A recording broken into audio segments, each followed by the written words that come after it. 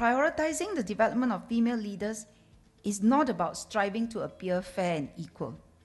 It is not merely a female issue, nor should it be seen as affirmative action for women.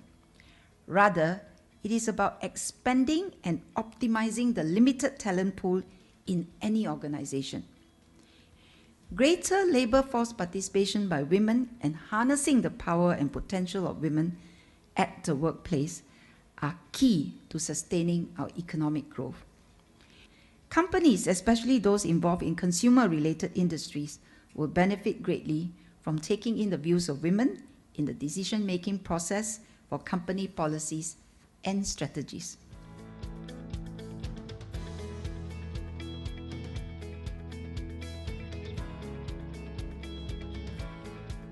As a male CEO, I'm really, truly, shamefully aware of the fact that women make up, as Minister said, less than 10% of the total boardroom seats in Singapore, and also in most Asian countries. And perhaps that's why my own company, Biontry Holdings, women directors have actually comprised from 30% at the low end at one time to 50% at other times of our board of directors. That for the first time in history, in the next few decades, there can finally perhaps be no longer any trade-offs for women wanting to pursue both careers as well as homemaking, and that finally they can perhaps truly have both. Now, this by itself will be unprecedented, and how might it come about?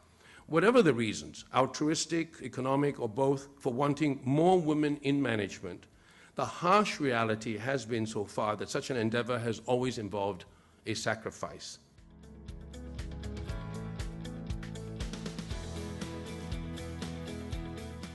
On the positive side, the global report showed that actually, over the last decade, the percentage of women in management has increased. It shows that there are skill gaps in Asia Pacific, but it also shows that there's an awful lot of untapped talent in Asia Pacific.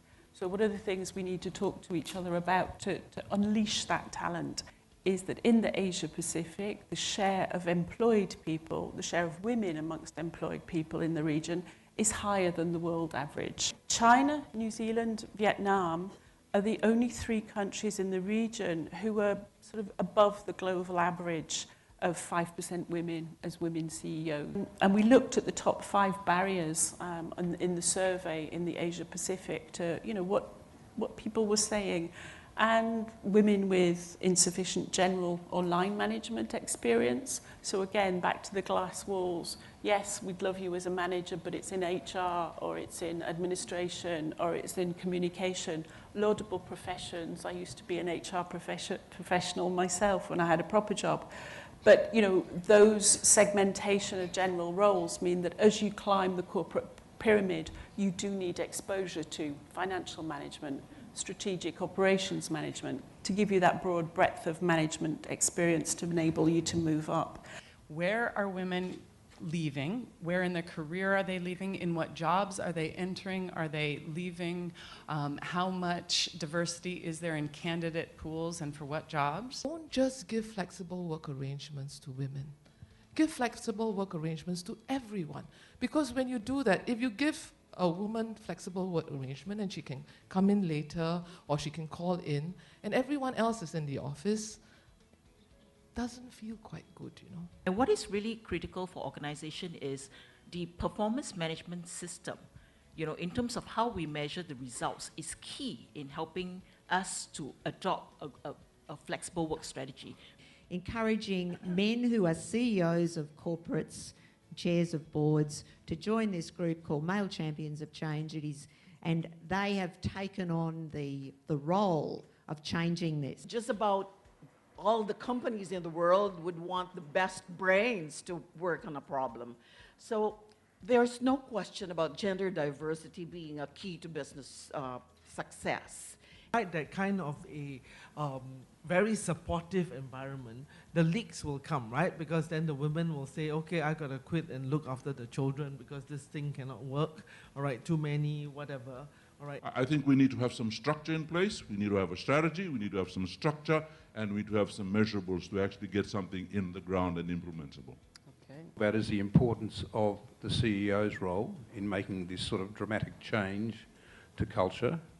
If, as a CEO, you're not right behind this passionately, and your staff, they have to believe that you will make this change, so you'll get their buy-in.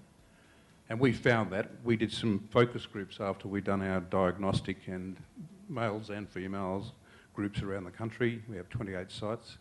And just to get their view on issues about women in the workforce, job descriptions for women, you know, roles that they could fulfil, all that sort of stuff. And there's a lot of backing there from both the males and the females about the changes that we're making. So that's quite pleasing. To me, that is very important was educating the men. I think that is key.